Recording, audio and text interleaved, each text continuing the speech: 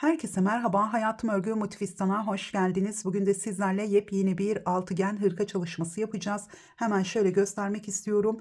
Benim hırkam 7-8 yaş aralığındaki çocuklara göre oldu. Tabii ki ölçüleri santim hesabına göre vereceğim. Çünkü çocukların yapısına göre bu ölçüler değişebilir. O yüzden siz de ölçerek ilerleyebilirsiniz. Şimdi ben hırkamı yetişkin ölçüsünde yapacaktım. Fakat iplerim yetmediği için bu şekilde çocuk ölçüsüne göre oldum. Burada kullanmış olduğum iplerim şu hardal sarısı ipim Alize Superlana Klasik. Ayrıca batik ipimde yün karışımı olan Almanya'daki iplerden, o yüzden marka veremiyorum. Yün karışımı olan 150 gram ve 450 metre uzunluğunda bir ip kullandım. Yani bir yumak, bu ölçüdeki bir hırka için bir yumak Alize Superlana Klasik 280 metre uzunluğunda. Ayrıca batik ipimde 150 gram 450 metre uzunluğunda oldu. Dolayısıyla Alize'nin Angora Gold iplerine göre biraz daha kalın bir yapıya sahip. Çok kalın değil ama Alize Angora Gold'dan daha kalın bir yünlü batik iple çalıştım. Hemen şöyle göstermek istiyorum. Bakın, bu şekilde çok güzel bir hırka çalışması oldu. Desenimizin özelliğinden dolayı ceket görünümünde oldu. O yüzden hiç düğme çalışması ya da ekstra bir bağcık çalışması yapmadım. Bu şekilde görünmesini istedim. Hemen şöyle kollarını da göstermek istiyorum. Kollarını çok uzun yapmadım çünkü elimde bir ölçü olmadığı için genel ölçülere göre çalıştım. Yine de sizlere hemen santim hesabını vermek istiyorum. Şöyle toplam beden genişliğimiz 37 santimetre artı 37 santimetre. Toplamda 70 santimetre olmasını planlamıştım. 70 santimetreden daha fazla oldu. Aslında tam olarak 7 yaş değil 8 yaş olarak çalıştım. Ölçüleri tam olarak bilmediğim için, yani internette genel bir ölçüye göre 7-8 yaş aralığına göre yaptım. Sizler tabii ki ölçerek ilerlemeniz gerekiyor. Ayrıca videoda yetişkin boyu içinde ölçüleri vermeye çalıştım.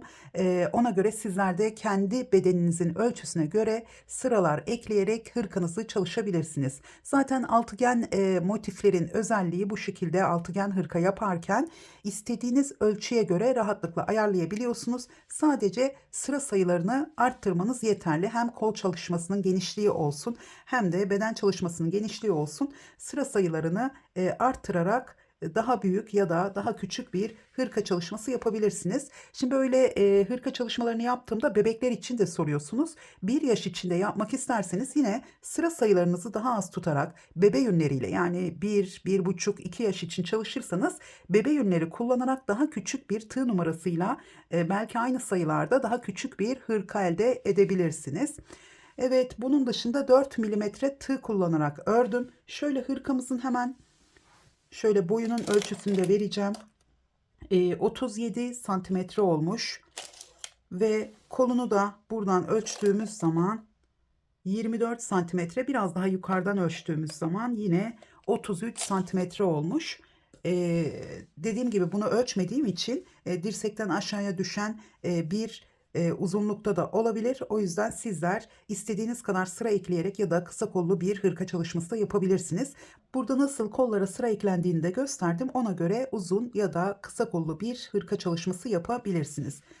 Evet, bunun dışında 4 milimetre tığ kullandığımı söylemiştim. Hazırsanız ve hemen aşağıdaki abone ol butonuna bastıysanız hemen hırkamızın yapımına başlayalım.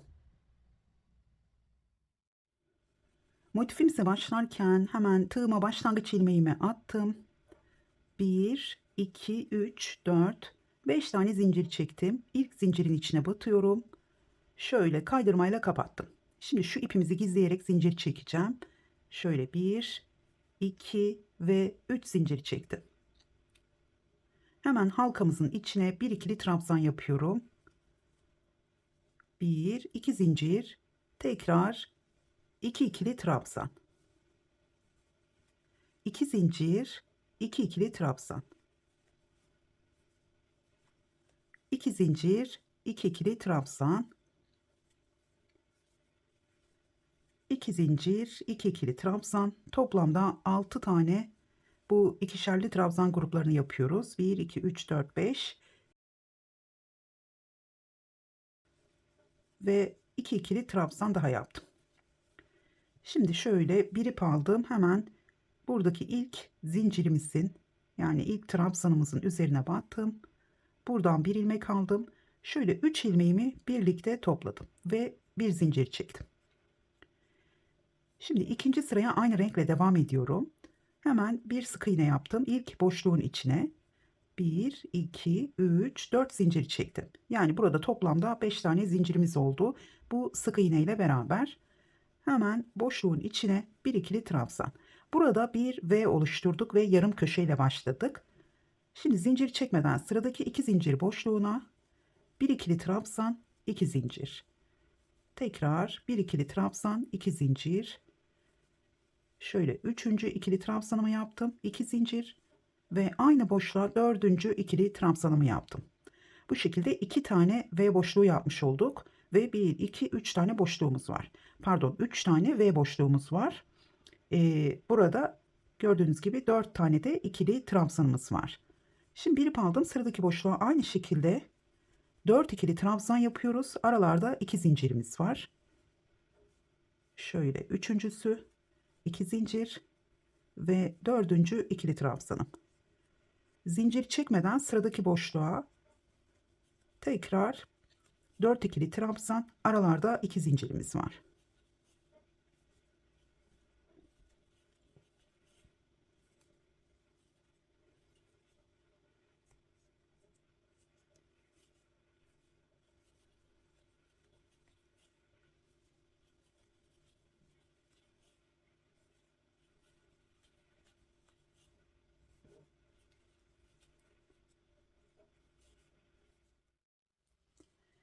Evet, şöyle son boşluğun içine de yine 4 ikili trabzan, aralarda da 2 zincir çektim. Şimdi burada yarım olarak başlamıştım. Hemen ilk boşluğun içine tekrar bir ikili trabzan, 2 zincir, tekrar bir ikili trabzan. Şimdi burada da yine 1, 2, 3, 4 tane ikili trabzanımız var. Şöyle bir ip aldım, köşeyi kapatırken burada 1, 2, 3. zincirin içine sık iğne ile beraber saydım. Buradan bir ilmek aldım. Şöyle 3 ilmeğimi birlikte kapattım. Bir zincir çekip ipimi kesiyorum. Şimdi ikinci sırada köşeleri oluşturduk. Bakın bu şekilde her boşluğun içinde 4 ikili trabzan, aralarda 2 zincirimiz var. Şu aralarda zincirimiz yok. Yani bütün köşelerin arasında zincir çekmeden geçiş yaptım. Hemen şöyle tığıma başlangıç ilmeğimi attım. Şimdi buradaki 4 tane trabzanlarımızın arasında 3 tane boşluğumuz var. Hemen ortadaki boşluktan başlayacağım. Şöyle buraya battım ve direkt sık iğne yaptım. Tekrar bir ip aldım. Sıradaki boşluğa 5 ikili trabzan yapıyorum. 1, 2, 3, 4 ve 5. Hemen yanındaki bakın şu iki ikili trabzanın burada zincir çekmemiştik. Hemen bu araya batıyorum ve bir sık iğne. Sıradaki boşluğa tekrar 5 ikili trabzan. Şöyle 2, 3, 4 ve 5. Şimdi yine köşenin olduğu yere geldim. Bakın burada 1, 2, 3 tane boşluğumuz var. Tam ortadaki boşluğa yine bir sık iğne yaptım. Şimdi şu aradaki sık iğne yaptığımız yerlerle köşe boşluklarını karıştırmayalım.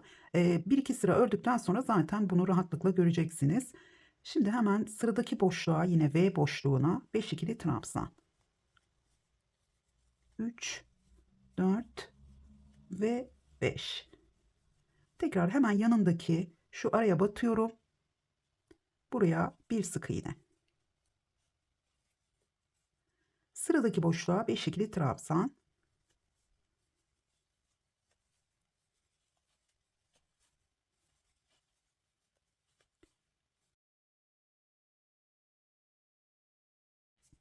Şimdi tekrar köşenin olduğu yere geldim. Hemen bir sık iğne. Sıradaki boşluğa yine 5 ikili trabzan.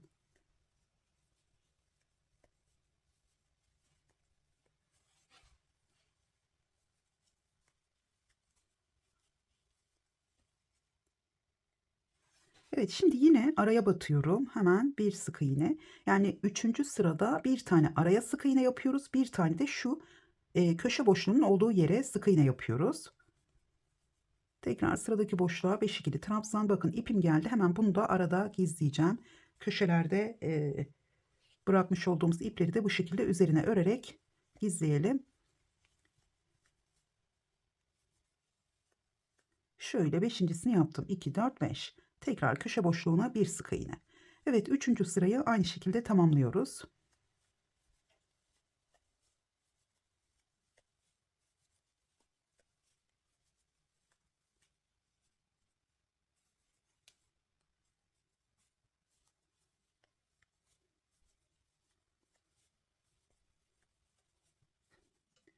Sırayı tamamladım. Başladığım yere tekrar geldim. Gördüğünüz gibi yine sık iğne ile başladığım yerdeyim. Şimdi burada bir önceki boşluğa 5 tane ikili trabzan yaptım.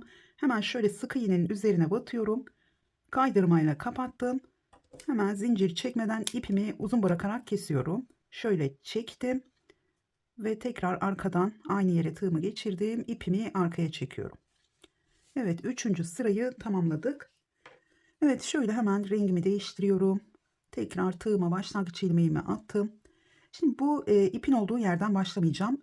Hemen farklı bir köşeden başlayacağım. Gizlemek o şekilde daha kolay oluyor. Şimdi bakın, şu köşede 3 tane boşluğumuzun olduğu şu ortadaki sık iğneden, yani şu aralara denk gelen değil, şu 3 tane boşluğumuzun, yani V'lerin olduğu ortadaki boşluğun üzerindeki sık iğneden başlayacağız. Hemen şöyle sık iğnenin üzerine battım. Yine 2 ilmeğimi topladım, direkt sık iğne yaptım. 1, 2, 3, 4 zincir çektim. Sık iğne ile beraber 5 tane oldu. Hemen aynı yere bir ikili trabzan daha yapıyorum. Yine bu başlangıçtaki iplerimizi daha sonra gizleyeceğim. Yani başa geldiğimiz zaman tekrar. Burada ilk köşemizde yine bir tane V boşluğu yaparak başladım. 2 zincir. Şimdi burada 5 tane ikili trabzanımız var. 1, 2, 3. trabzanın arkasından bu şekilde alıyorum. İpim koyu ama giderek açılacak. Hemen bir sık iğne yaptım. Arka sık iğne yaptım. Tekrar 2 zincir çektim. Şimdi arada yapmış olduğumuz sık iğnenin üzerine yine bir V boşluğu yapacağım. Şöyle biraz uzatarak yapıyorum. Ortaya gelen bölümler. 2 zincir, tekrar aynı yere bir ikili trabzan. Şimdi 2 zincir, 1, 2, 3. trabzanın arkadan şöyle 2 ile 3'ün arasına girdim. Şöyle 3. trabzanın arkasından battım ve 2 ilmeğimi topladım. Buraya arka sık iğne yaptım. Tekrar 2 zincir. Şimdi köşemizin olduğu yere geldim. Yine burada ilk yapmış olduğumuz gibi, yani bu ikinci sırada yapmış olduğumuz gibi bir ikili trabzan, 2 zincir, bir ikili trabzan, tekrar 2 zincir, yani 4 tane ikili trabzan yapıyoruz. Şöyle dördüncü ikili trabzan. Köşelerde her zaman aynı şekilde devam edeceğiz. Şimdi tekrar 2 zincir. Hemen 3. trabzanın şöyle bakın, 1, 2, arkadan şöyle geçirdim. 3. trabzanın arkadan bir ip aldım. 2 ilmeğimi birlikte topladım. Tekrar 2 zincir. Şimdi araya geldim. Buraya bir tane V boşluğu yapıyoruz. Tekrar 2 zincir ve aynı yere bir ikili trabzan daha yaptım. Bu sırada bu tam ortaya gelen V boşluklarının boyunu bu köşedekilere göre biraz daha uzatarak yapın. Tekrar 2 zincir. Hemen 3. trabzanın arkasından bir ip aldım ve bir sık iğne yaptım. 2 zincir, köşeye geldim. Tekrar burada 4 ikili trabzan, aralarda da 2 zincirimiz olacak.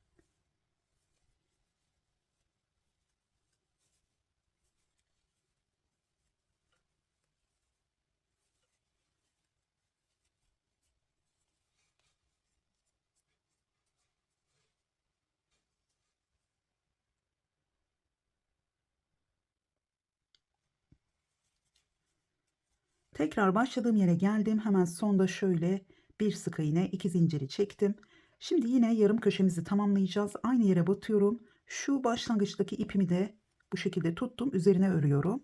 Hemen bir ikili trabzan, 2 zincir, şöyle tekrar aynı yere bir ikili trabzan daha yaptım. Şimdi kapatırken yine bir ip aldım. 1, 2, 3. zincirin, yani sık iğneden itibaren sayıyorum.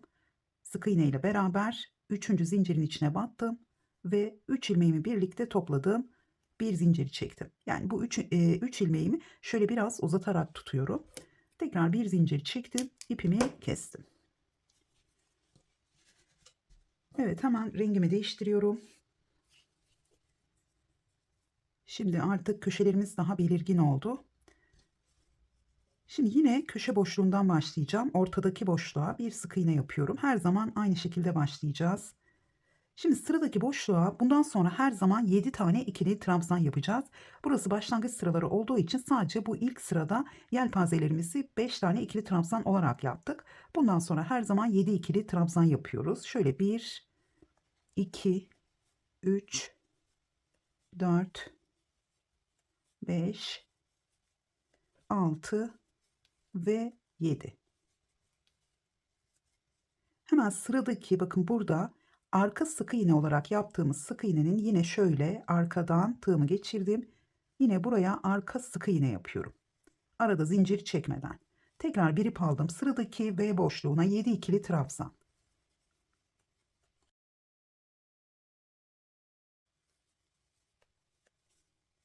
Şöyle beşincisi 6. Şöyle 7. ikili trabzanımı yaptım. Tekrar burada arka sık iğne yapıyorum. Hemen şöyle buradan ilmeğimi aldım ve 2 ilmeğimi birlikte topladım.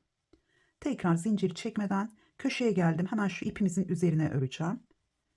Buraya 7 ikili trabzan yapıyorum. 2, 3, 4, 5, 6 ve 7. Tekrar hemen köşeye bir sık iğne yaptım. Sıradaki V boşluğuna 7 ikili trabzan. Köşelere geldiğimiz zaman köşe boşluğuna sık iğne yapıyoruz. Yani arka sık iğne yapmıyoruz. Evet 2, 4, 5 ve 6, 7. Şimdi tekrar arka sık iğne yapacağım. Hemen şöyle buradan ipimi aldım ve 2 ilmeğimi birlikte topladım. Evet sırayı aynı şekilde tamamlıyoruz. Şöyle ortaya yine 7 ikili trabzan yapıyorum.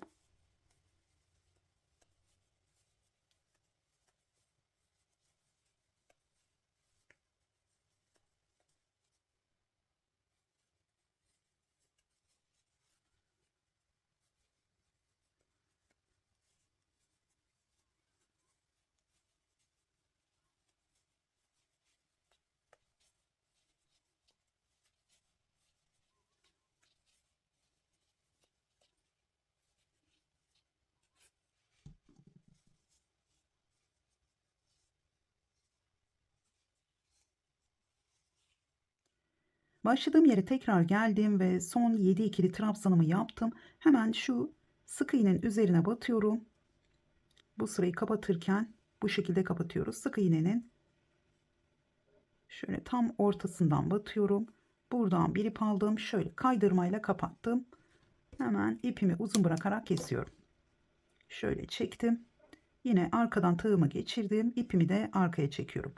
Şimdi burada başlarken şimdi diğer köşeden başlayıp buraya geldiğimiz zaman buraya bu sık iğnenin üzerine şu V boşluklarını yaparken bu şekilde tığın üzerine ipimizi atarak gizleyebiliriz ama daha sonra motifimizi bitirdikten sonra bu iplerimizi uzun keselim.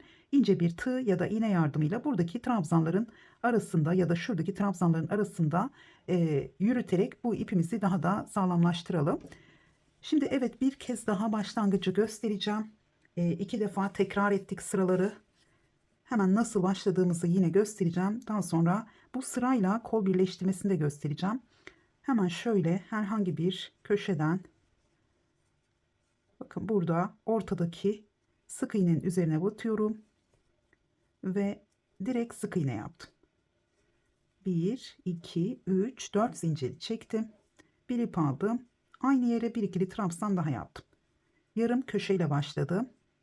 Hemen 2 zincir. Şimdi artık 7 tane ikili trabzanımız olduğu için 1, 2, 3, 4. trabzanın şöyle alttan batıyorum. Bu şekilde ilmeğimi aldım. 2 ilmeğimi birlikte topladım. Tekrar 2 zincir. Bir ip aldım. Yine aradaki bakın bu sık iğnenin üzerine batıyorum. V boşlukları yaparken tekrar bir ikili trabzan, 2 zincir, bir ikili trabzan. 2 zincir, tekrar 4. trabzanın şöyle 1, 2, 3 aradan alttan battım, üstten tekrar buradan bir ip aldım, 2 ilmeğimi birlikte topladım. 2 zincir, tekrar sık iğnenin üzerine bir V boşluğu yapıyorum.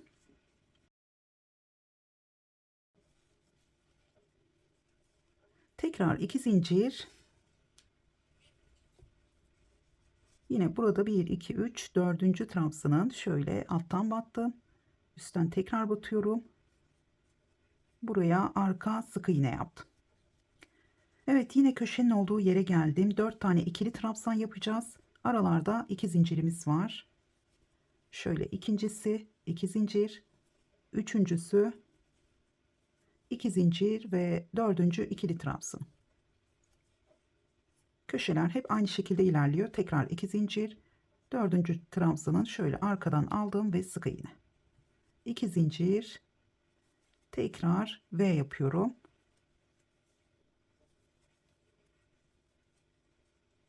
Tekrar 2 zincir. Hemen dördüncü trabzanın arkasından şöyle sık iğnemi yaptım. 2 zincir. Yine sıradaki sık iğnenin üzerine bir V boşluğu.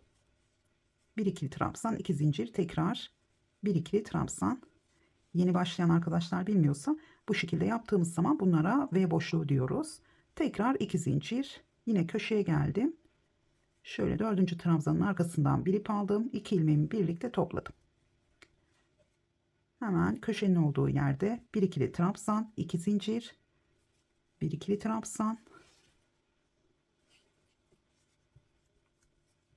Şöyle üçüncü ikili trabzanım, 2 zincir ve dördüncü ikili trabzanımı yaptım. Tekrar 2 zincir. Hemen dördüncü trabzanın arkasından şöyle ilmeğimi aldım. 2 ilmeği birlikte topladım. Evet, bu şekilde sırayı tamamlıyoruz. Şimdi ben kol birleştirmesini yapmadım. Diğer motifim de bu şekilde duruyor. Kol birleştirmesini yapmadım. Hemen bu küçük motifin üzerinde göstereceğim.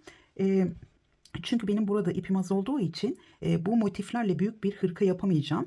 Tam olarak bilmiyorum ne kadar ilerleyeceğimi. O yüzden size pratik olarak hemen kol birleştirmesini göstereceğim. Ve aynı zamanda yine ön bedene ve arka bedene nasıl sıralar eklediğimizi de göstereceğim. Şimdi biraz öreceğim. Daha sonra şu son köşeyi örmeden kola birleştirmeyi bu sırada deneyeceğim. Aslında her iki sırada da birleştirme yapabiliriz. İkisinin de görüntüsü farklı olacaktır. Önce bu sırada deneyeceğim. Hemen sırayı tamamlayıp tekrar geliyorum.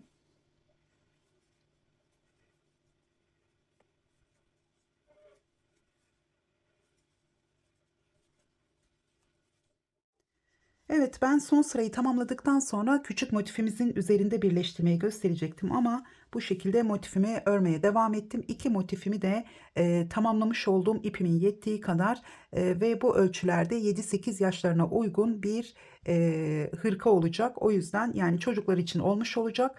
Şimdi sizler için de yine bedenleri nasıl ayarlayacağınızı anlatacağım. Öncelikle şöyle terse çevirdim motifimi.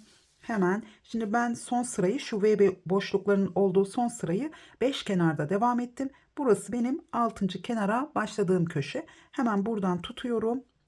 Tam karşısındaki köşeye getirdim ve bu şekilde bir şöyle görünüm elde ettim. 90 derecelik bir açı elde ettim. Şimdi burada hemen ölçüleri vermek istiyorum.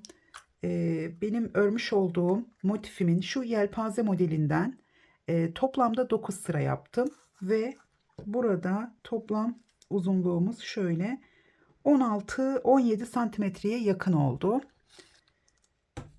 Hemen buradan birleştirme ile devam edeceğiz. Sizler kendi bedeninizin ölçüsüne göre, yani burada ne kadar geniş olmasını istiyorsanız, çok bol bir kol olsun isterseniz o zaman bedenle birlikte devam etmeniz gerekiyor. Eğer kolunu normal bir düşük kol, yani sizin bedeninize olacak şekilde bir genişlik bırakırsanız bu kol evinde yine de düşük kollu bir hırka elde edersiniz. Zaten balon kollu bir hırkaya bu model çok güzel durmayacaktır. O yüzden burada kendi bedeninizin, yani large bedenseniz 20 santimetre bırakabilirsiniz.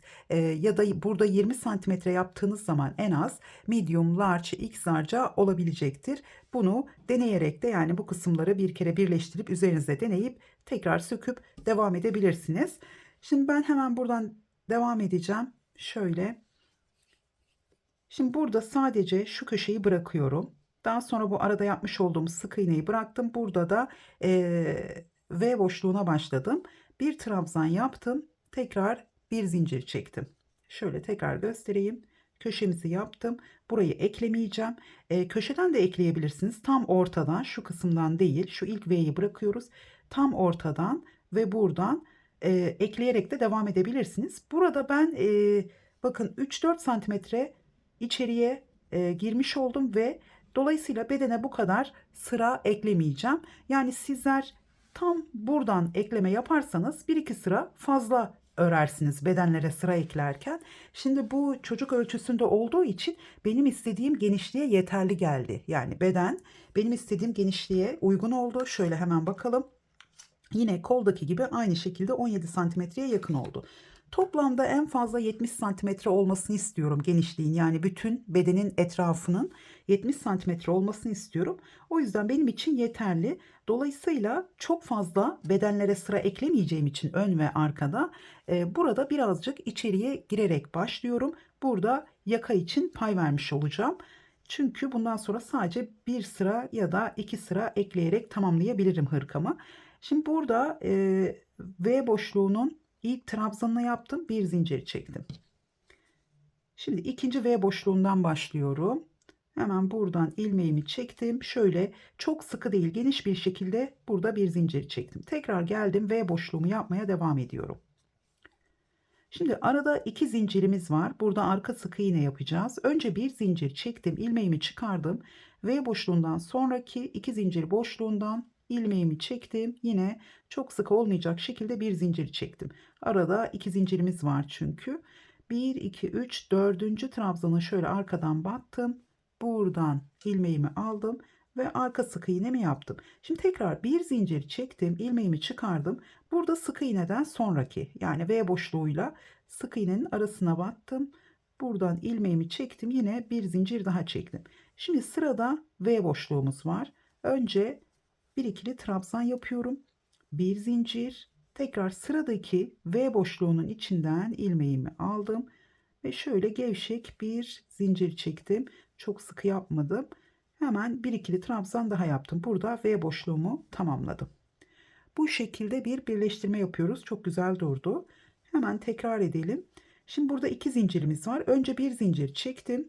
Hemen iki zincir boşluğundan ilmeğimi çektim ve bir zincir çektim. Tekrar burada arka sık iğne yapacağım. Hemen buraya geldim.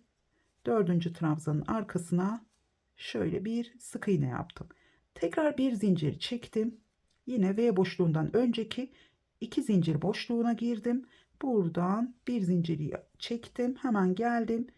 Sıradaki sık iğnenin üzerine şöyle V boşluğuna başladım. Bir ikili trabzan, bir zincir. Sıradaki V boşluğundan ilmeğimi çektim ve bir zincir. Tekrar V boşluğunu tamamlıyorum. Bir zincir, sıradaki iki zincir boşluğundan şöyle ilmeğimi çektim. Tekrar bir zincir. Hemen buraya geliyorum. Arka sık iğne yapacağım. Dördüncü trabzanın arkasından aldım. Tekrar bir zincir. Burada zincirlerimi çok sıkı çekmiyorum. Böyle ilmeğimizi çekerken, çünkü burada yine sıkı olabilir zincirlerimiz. Tekrar buraya geldim. V boşluğu yapacağım. Önce bir ikili trabzan, bir zincir, ilmeğimi çıkardım. V boşluğunun olduğu yerden yine ilmeğimi çektim. Bir zincir. Tekrar aynı yere bir ikili trabzanımı yaptım. Evet. Bu şekilde birleştirmemizi tamamlıyoruz.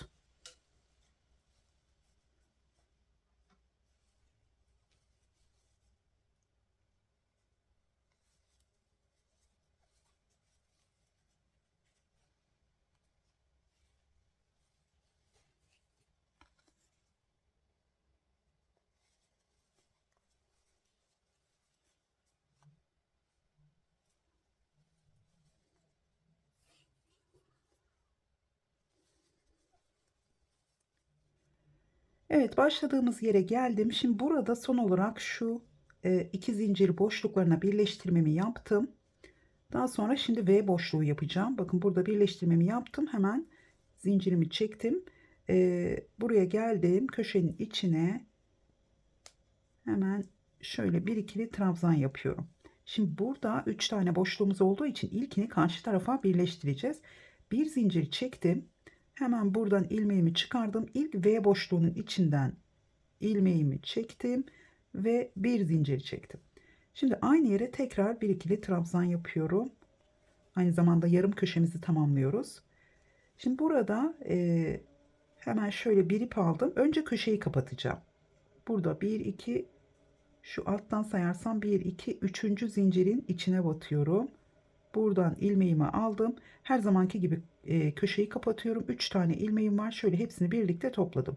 İlmeğimi çıkardım. Şimdi ortadaki boşluktan ilmeğimi çektim. Şöyle bir zincir çektim. Daha sonra şöyle sağlam olması için tekrar bu taraftaki köşe boşluğuna, yani ortadaki boşluğa bir tane kaydırma yaptım. Şöyle ipimi uzun bırakarak kesiyorum. Evet, şöyle bir kez daha bakalım. Gördüğünüz gibi çok güzel bir birleştirme oldu. Şimdi bundan sonra kola devam etmek isterseniz aynı şekilde devam ediyorsunuz. Model çok güzel ilerliyor. Sadece bu birleştirme yaptığımız köşede gördüğünüz gibi 4 tane V boşluğumuz yan yana geliyor. Burada sadece şu ilk V boşluğuna ve buradaki son V boşluğuna yelpaze modeli yapıyoruz. Şu ortadaki 2 taneyi bırakıyoruz. Tam ortaya da bir sık iğne yapıyoruz. Burada arka sık iğne yapmanıza gerek yok. Bu ilk sırada sık iğnenizi üzerine yapın. Daha sonra sıralar ilerlerse yine bu ilk yapmış olduğunuzu arka sık iğne olarak devam edebilirsiniz. Ama ikinci sırada zaten üzerine V boşluğu gelecek buradaki sık iğnenin. O şekilde devam edeceksiniz. Yani sadece burada 2 tane V boşluğuna yelpaze modelini yapmayacağız. Ortaya sık iğne yapacağız. Bunun dışında model aynen motifi ördüğümüz gibi devam ediyor. Eğer kolda daraltma yapmak isterseniz, bakın burada, şimdi ben bunu artık çocuk ölçüsüne göre yaptığım için biraz kolda çok az bir daraltma yaptım. Şimdi yetişkin için yapmış olsaydım kolda daraltma yapmadan hırkamı tamamlardım. Bu şekilde ceket görünümünde çok güzel görünüyor. Sadece bu çocuk ölçüsünde olduğu için biraz daraltma yapmak istedim. Yine sizler de ceket görünümlü olsun isterseniz burada daraltma yaparken 5 tane ikili trabzan yapıyoruz. 5 tane ikili trabzan, yelpaze modelini biraz küçültmüş oluyoruz. Gördüğünüz gibi model bozulmadan çok küçük bir, şöyle diğerin üzerinde bakabilirsiniz. Şimdi biraz daha ördüğümüz zaman daha da belirgin olacaktır. Ve şu aralarda 2 zincir çekip bir arka sık iğne yaptığımız bölümlerde bir zincir, bir arka sık iğne, bir zincir çektim ve boşlukların arasında yine 2 zincirimiz var. Bu şekilde daraltma yaparak da ilerletebilirsiniz. Sizler de çocuklar için yapıyorsanız yine tığ işi lastik çalışması yapabilirsiniz. Şimdi ben daha tamamlamadığım için nasıl bitireceğimi bilmiyorum. Tığ işi lastik çalışması yaparsanız da buradaki boşluklara 2 ikili trabzan, bu şekilde daraltma yaptıysanız bir zincir boşluklarına bir ikili trabzan, şu aradaki sık iğneyi ve V boşluklarının trabzanların üzerine trabzan yapmadan sadece ortaya 2, şu boşluklara birer tane. Bu şekilde de toparlama yapmış olacağız. Ve tığ işi lastikle de birinci sırayı ördükten sonra devam edebilirsiniz. Evet, şimdi şöyle ben bedene çok fazla sıra eklemeyeceğim. Şimdi sizler biraz bedenin boyunun uzamasını istiyorsanız, burada yetişkin ölçülerinde yapmak istiyorsanız buradan itibaren şöyle başlayacağız. Modeli devam ettireceğiz üç kenarda. Hemen başlangıcı size göstereceğim. Üç kenarda. Şimdi beden ölçüsü istediğiniz ölçüye geldiyse arka bedeni daha önce birleştirip daha sonra bir sırada kenarda sadece yelpaze modelini çalışarak tamamlayabilirsiniz. Yani şu V boşluklarının olduğu sıraları yapmadan tamamlayabilirsiniz. Ya da böyle yine V boşluklarını yaptığınız zaman da gördüğünüz gibi düzgün bir görünüm alıyor. Yani böyle de bitirebilirsiniz. Burada hatta V boşluklarını düğme dikmek isterseniz ilik olarak da kullanabilirsiniz. Ama ben bu modelde düğme çalışmayı düşünmüyorum. Bu şekilde kalmasını istiyorum. Zaten yeterince hareketli bir örnek çalışması. Başka hiçbir şey eklemek istemiyorum. Dolayısıyla burada motiflere birleştirmeyi yapmadan önce hemen arka bedenden sıraları ekliyoruz. Alt bedenle birlikte. Çünkü şu köşe yapısının bozulmasını istemiyorum. Biraz böyle ceket görünümünde olduğu için bu modelimiz. Dolayısıyla burada hemen şöyle bakın sıra eklemeye başlayacağım. Onu da size göstereyim.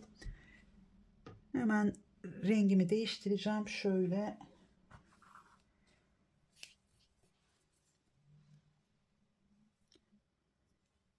Tığıma başlangıç ilmeğimi attım. Şimdi burada sizin tabii ki ölçünüze göre sıralara eklemeniz gerekiyor. Yani 50 santimetre ise sizin beden ölçünüz, burası 27-28 santimetre olana kadar sıralar ekleyebilirsiniz. Arka bedende bir sıra eksik ekleyebilirsiniz. Yani 25 santim olana kadar ördünüz her üç kenarda.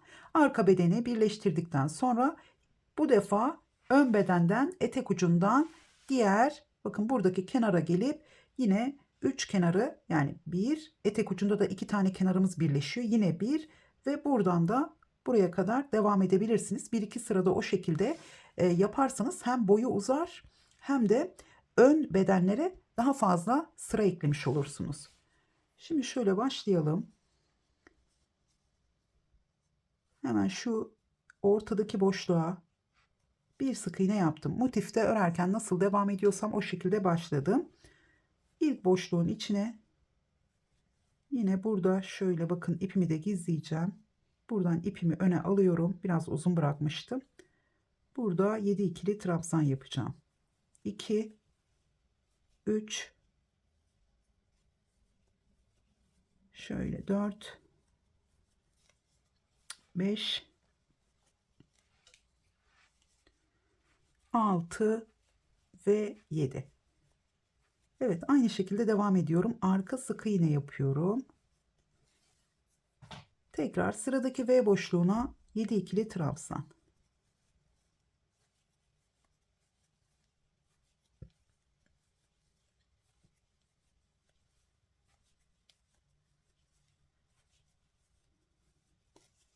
Evet, şöyle 7. ikili trabzanımı yaptım. Yine arka sık iğne ve sıradaki V boşluğundan devam ediyorum. Şimdi iki tekrar etmiştik. Biz motife başlarken bu yelpaze sıralarını iki tekrar yapmıştık. Bu da üçüncüsü olsun. Çünkü motife de başlarken yine köşeden bu şekilde başlıyoruz. Buraya geldiğimiz zaman bir tane yelpaze modelini yapıp sık iğnenin üzerine kaydırma yaparak ipimizi kesiyoruz. Evet, 4 5 6 ve 7. Tekrar arka sık iğne. Hemen devam ediyorum.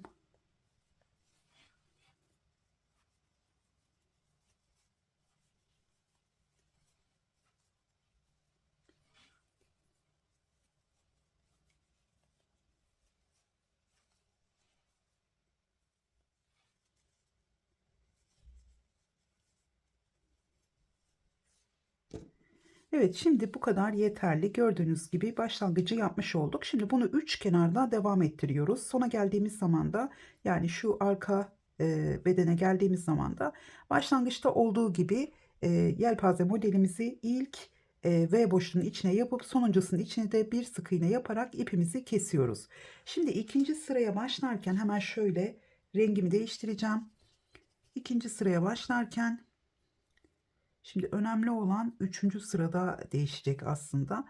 Burada şu sıkı iğne ile trabzanımızın, şöyle bakın, sıkı iğne ile trabzan, çünkü sıkı iğnem çok küçük olmuş, o yüzden üzerine de batabilirsiniz. Buraya şöyle 3-4 zincir çektim, hatta 3 zincir çekeceğim. Burada biraz gergin olmasını istiyorum, o yüzden hemen şöyle boşluğun içine bir ikili trabzan yaptım. Yani başlangıçta sıkı iğne ile beraber burada 4 değil de 3 zincir çektim. Buradaki V boşluğumuzun arasında bir zincirimiz olmuş oldu. Biraz küçük bir V boşluğu yapmış oldum. Şimdi burada 2 zincir çekmeyeceğim. Sadece bir zincir çektim. 3 tane trabzana atlıyorum. Dördüncüsünün arkasından battım ve bir arka sık iğne yaptım. Tekrar 2 zincir. Şimdi sıradaki sık iğnenin üzerine bir V boşluğu yapıyorum. Şimdi burada da biraz öreceğim. Yine yeni sıraya başlangıcı göstereceğim.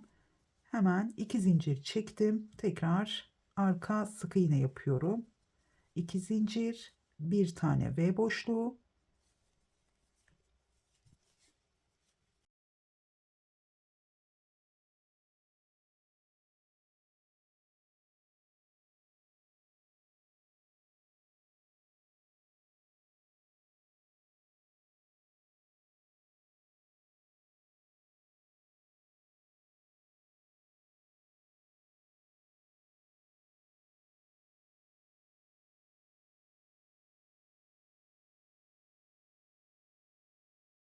Evet. Bu kadar yeterli olur sanırım. Şimdi yeni sıraya başlayacağım.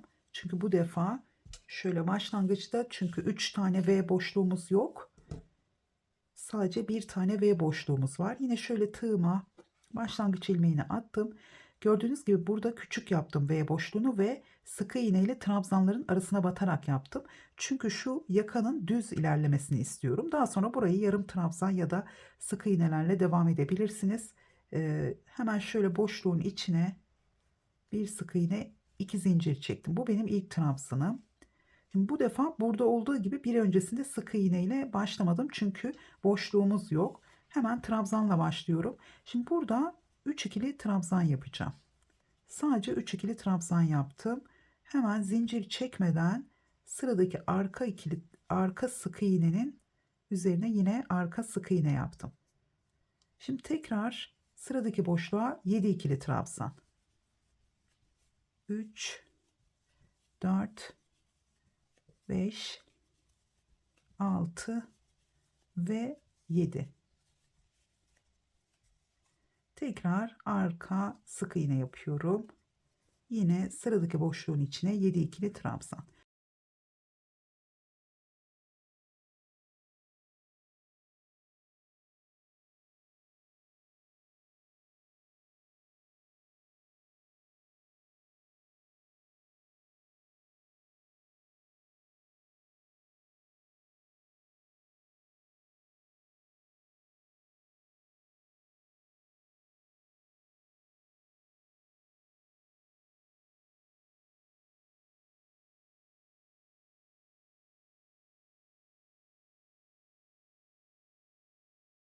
Şimdi bu şekilde başladık. Şimdi V sırasına başlarken tekrar hemen şöyle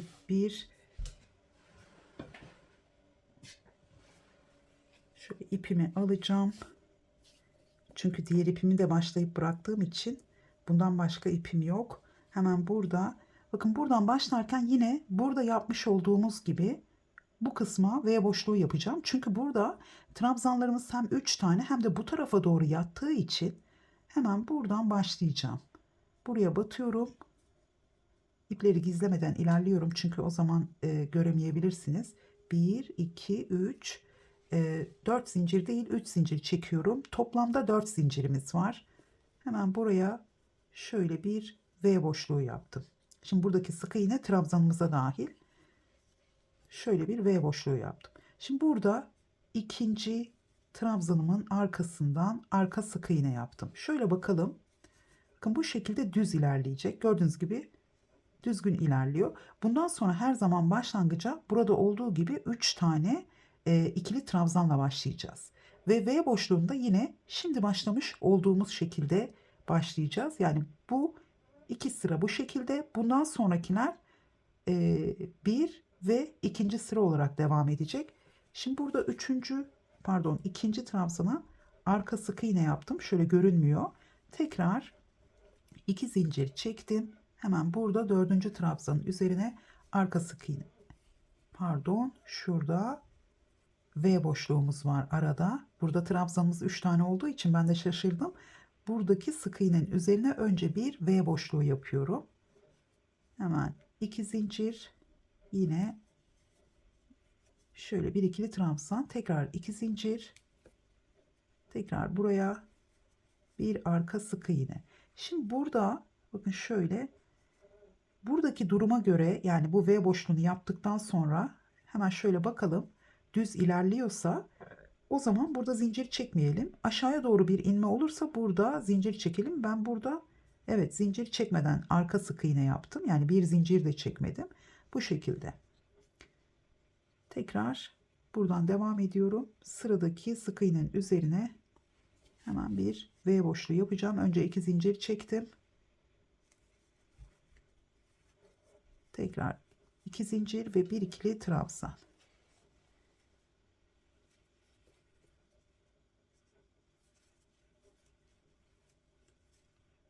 Şöyle buraya da yapacağım. Daha rahat görebilmeniz için şimdi hemen göstereceğim. Ve 2 zincir, arka sık iğne. Dördüncünün arkasına. Evet.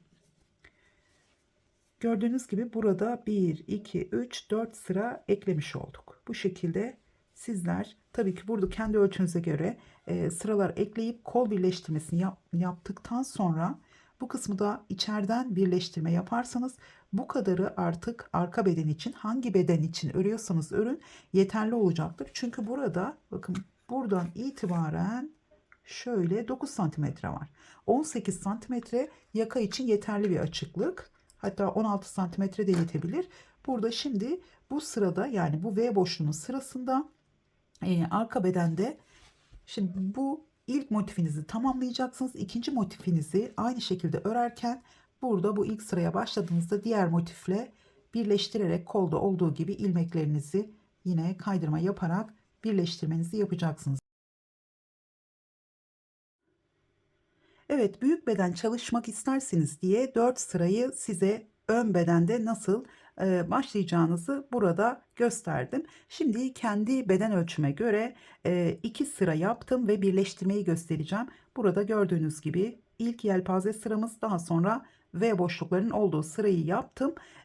Bundan sonraki sırada yine beden büyütürseniz diye söylüyorum. 3 ikili trabzanla başlıyoruz. Şöyle hemen tersini çevirdim. Bakın, sırayı tamamladığım zaman da yine sonda başlangıçta olduğu gibi bitirdim. Burada 2 zincir çektim. V boşluğunun arasına bir zincir çektim. Çünkü şöyle yukarıya doğru yükselmesini istemediğim için. Şimdi burada birleştirmeyi yapacağız. Bir motifimin bu 2 sırasını tamamladım. Etek ucunda ve 3. kenarda. Şimdi diğer motifimin, hemen bunu şöyle koyalım. Şimdi diğer motifimin de yelpaze sırasını tamamladım. Şimdi V boşluklarının olduğu sıraya başlarken hemen arka bedene birleştireceğim. Onu da burada görmüş olursunuz. Kaç sıra eklerseniz ekleyin, ölçerek ilerleyeceksiniz ve birleştirmeyi de bir motifi tamamladıktan sonra, burada 4-5 sıra olsa bile bir motifi tamamladıktan sonra diğer motifin son V boşluğunu yaptığımız sırada birleştirmeye başlıyoruz. Şimdi şöyle yine başlangıçta hemen buraya bir sık iğne yaptım. Daha sonra 2, 3 zincir çektim. Toplamda 4 zincirimiz var. Normalde 5 zincirle biz burada V boşluğu yapıyoruz. Yani motifi örerken o şekilde yapıyoruz ama burada bir zincir daha az çektim. Şöyle bir ikili trabzan yaptım. Bakın, buraya yine bir V boşluğu yapmış oldum. Şimdi burada bir zincir çektim. Pardon. Şöyle tekrar başlayacağım. Çünkü V boşluğu yapmadan önce birleştirme yapacağım. Hemen tekrar tığıma başlangıç ilmeğimi attım. Araya batıyorum. Şöyle bir sık iğne yaptım. 1, 2 zincir çektim. Çünkü birleştirme yapacağım. Hemen buraya geldim. Sık iğnemizle birlikte burada 3 zincirimiz var. Şimdi burada hemen şu V boşluğun içine batıyorum. Ve şöyle ilmeğimi buradan çektim. Kolda olduğu gibi. Hemen bir zincir çektim. Buraya geliyorum. Tekrar buraya bir V boşluğu yapacağım. Hemen bir ikili trabzan daha yaptım. Şimdi arada bir zincirimiz var. Burada zincir çekmeden, pardon, şöyle bir zincir çektim. Burada yine 2 zincirimiz var. Önce bir zincir çektim. İlmeğimi bu tarafa çektim. Tekrar bir zincir ve 4. trabzanın arkasından şöyle aldım, arka sık iğne yaptım. Tekrar bir zincir, kolda olduğu gibi devam ediyoruz. Sadece başlangıcı önemliydi çünkü burada 3 zinciri çektikten sonra direkt V boşluğunun içinden ilmeğimi çıkartıp buraya bir ikili trabzan yaptım. Evet, tekrar bir zincirimi çektim. Şimdi sık iğnenin olduğu yere geldim. Bir V boşluğu yapıyorum. Tekrar bir ikili trabzan, bir zincir, sıradaki V boşluğundan ilmeğimi çektim. Tekrar bir zincir, aynı yere bir ikili trabzan yaptım. Böylece V boşluğumu tamamlamış oldum. Tekrar bir zincir, hemen sıradaki 2 zincir boşluğundan ilmeğimi çektim. Bir zincir, arka sık iğne yapacağım. 4. trabzanın arkasından aldım. Bir zincir, tekrar şu V boşluğundan önceki 2 zincir boşluğuna şöyle kaydırmamı yaptım. Tekrar buraya geldim. Sık iğnemiz var. Bir ikili trabzan, bir zincir. Tekrar V boşluğundan aldım. Çektim ve bir zincir. Şimdi bir ikili trabzan daha yaptım. tekrar bir zincir, sıradaki boşluktan ilmeğimi çektim, şöyle bir zincir, yine arka sık iğne yapıyorum, tekrar bir zincir, buradaki sık iğneyi de atlıyorum, 2 zincir boşluğundan ilmeğimi çektim ve bir zincir, sık iğnenin olduğu yere geldim, bir ikili trabzan, bir zincir, sıradaki V boşluğundan bu şekilde kaydırmamı yaptım, tekrar bir ikili trabzan. Evet, bu şekilde arka bedeni birleştiriyoruz. Gördüğünüz gibi sıranın başından her sırada ipimi keserek devam ettim. Sıranın başından şöyle birleştirmemizi buraya kadar yapacağız. Şu bölüme geleceğiz. Daha sonra burada şu ortadaki boşluğa kolu bitirirken yaptığımız gibi buraya birleştireceğiz. Ortadaki boşluğa da yine kaydırmamızı, yani ilmek kaydırmamızı yapıp burayı birleştireceğiz. Daha sonra sıradan devam ediyoruz. Buradan kaydırmayı yaptıktan sonra buraya da yine ortadaki V boşluğunu yapmış olacağız. Yani 2 tane olacak. Daha sonra birleştirme yapmadan şu ya da bu üçüncü V boşluğunu, yani burada 4 tane trabzanımız var. Yaptıktan sonra köşeyi döneceğiz. Daha sonra artık birleştirme yapmadan şöyle hemen döndüreceğim. Birleştirme yapmadan şu kısımda birleştirmemizi tamamladıktan sonra buradan V boşluklarıyla hırkamızın etrafından yine başladığımız yere gelene kadar devam edeceğim. Şimdi bedeni birleştirdiğimiz için, yani bu arka bedeni birleştirmeyi ikinci sırada, yani bu şimdi yapmış olduğum sırayı tamamladıktan sonra bir sırada bu şekilde yelpazeleri yapacağım. Sonda bakın V boşluklarını yaparak da bitirebilirsiniz. Yapmadan da bitirebilirsiniz. V boşluklarını yapıp bir sıra trabzan da gidebilirsiniz. Dediğim gibi trabzanlar yine 2 zincir boşluğuna 2 tane. Buradaki 2 zincirlere de 2 tane. Volanlanma olursa bu 2 tane yaptıklarınızı 1'e düşürebilirsiniz. Bunları ayarlamanız gerekiyor. Yine trabzan sırasıyla da bitirebilirsiniz. Yani son bir sırayı, ya da bu şekilde şöyle de bitirebilirsiniz. Yani bu sırayı tamamladıktan sonra ön bedende bir sıra fazla olmasını istediğim için, ayrıca alt bedene de bir sıra ekleyebilmek için bu ön bedende birleştirmeden sonra arka bedene göre 2 sıramız, yani 2 yelpaze sıramız olmuş olacak. Şu boşlukların içine bir yelpaze sırası daha yaptığım zaman. Şimdi sizler büyük beden çalışırken burada 2 sıra da yapabilirsiniz, 3 sıra da yapabilirsiniz. Çünkü buradaki yakanın bedene göre, şimdi arkada 16-18 santimetre yaka genişliği olabilir. Fakat önde bu 20-22 santimetre olabilir. Çünkü arka bedene göre ön bedeni biraz daha fazla yapıyoruz. Birkaç santim fazla olursa daha iyi olur. Yani her bölümde birkaç santim fazla olursa o da 2 tane yelpaze sırası arka bedene göre. Yani arkada 2 yapmışsanız önde 4 sıraya tamamlayabilirsiniz. Arkada 1 yapmışsınız, önde 2 sıraya tamamlayabilirsiniz, yani fazla olarak. Ve bu kısımda yine biraz daha uzadığı zaman bu yakanın şöyle açılması da daha fazla olacaktır. Çünkü bunu ense yani buradaki açıklığa göre e, ön bedenle aynı şekilde yaparsak buradaki yaka açıklığı çok genişleyecektir.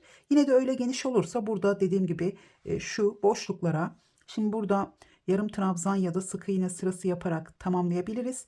Dediğim gibi burada volanlanmaya göre devam etmeniz gerekiyor. 2 boşluğa bir sık iğne, trabzanın üzerine bir sık iğne, boşluğa bir sık iğne, sık iğnenin üzerine bir sık iğne şeklinde yapabilirsiniz. Ya da sadece boşluklara 2 sık iğne ya da 2 yarım trabzan şeklinde yakanın etrafını en son buradan başlayıp etrafında toparlayabilirsiniz. Evet, bedenin uzunluğu da daha fazla olsun istiyorsanız zaten büyük bedende arkaya 2 sıra değil, 2 yelpaze sırası, 2 yelpaze sırası ya da 3 yelpaze sırası şeklinde ekleyebilirsiniz.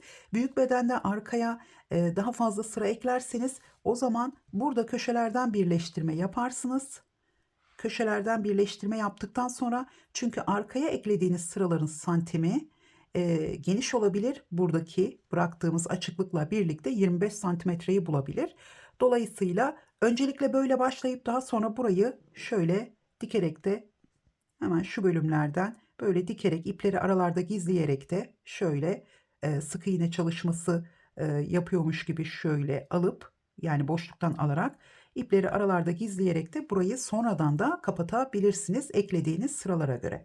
Evet, detaylı anlatmaya çalıştım ama yine de kafanız karışırsa, takıldığınız yerler olursa bana yorumlarda sorabilirsiniz ya da Instagram hesabından anlamadığınız yerin resmini çekip kendiniz motifi örerseniz bana sorabilirsiniz burada ne yapacağım diye. O zaman sizlere elimden geldiğince yardımcı olmaya çalışacağım. Çok uzun bir hırka olarak çalışmadım. Biraz böyle ceket uzunluğunda olmasını istiyorum. Dolayısıyla küçük beden de olsa ceket boyunda olmasını istiyorum. O yüzden kolları da istediğiniz şekilde uzatabilirsiniz. Hiç zor değil. Model aynı şekilde devam ediyor. Aynı sıraları tekrar tekrar göstermenin anlamı yok. Çünkü bu haliyle bile video 1 saate yaklaştı. O yüzden son sırayı da şöyle bitirebilirsiniz. Ya da buradaki e, çerçevenin devam etmesini istiyorsanız da bu şekilde bitirebilirsiniz. Her iki halini görmeniz için de böyle bıraktım. Evet, hırkamızın anlatımı bu kadar. Umarım beğenmişsinizdir. Beğendiyseniz beğen butonuna basmayı ve yorum bırakmayı unutmayın. Tekrar görüşünceye kadar hoşça kalın.